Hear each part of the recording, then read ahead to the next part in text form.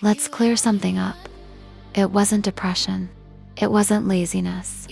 And it wasn't you losing your edge. That's the lie we told ourselves because it was easier than asking harder questions. You weren't collapsing. You were functioning.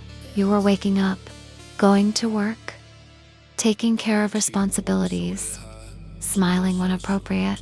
Depression has weight. This felt flat. Laziness implies you didn't care. You cared. You just couldn't access the drive. Burnout implies you overworked, but some of you rested and still felt nothing. So what was it? It was adaptation. When the ground shifts long enough, the nervous system it lowers expectation. It lowers emotional investment. It lowers anticipation. Not because you're weak, because you're intelligent. If effort repeatedly feels disconnected from outcome, why would your brain keep over? If hope repeatedly feels fragile, why would your system keep reaching outward? You didn't lose discipline. You lost the sense that discipline would lead somewhere stable. That's not laziness. That's risk management. And here's the dangerous part.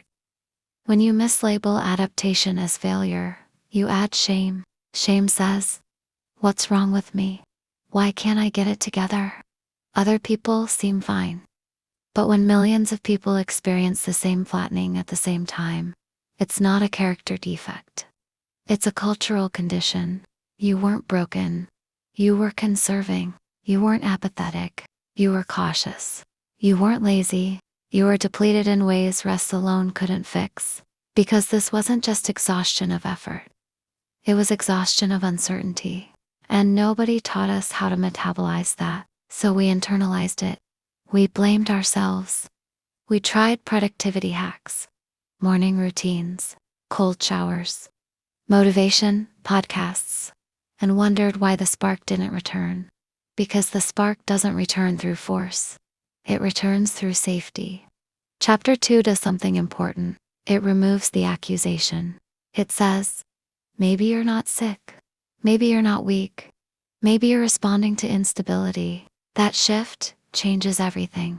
Because once you stop attacking yourself, you can start investigating what actually happened. And that's where restoration begins. This is my commentary monologue.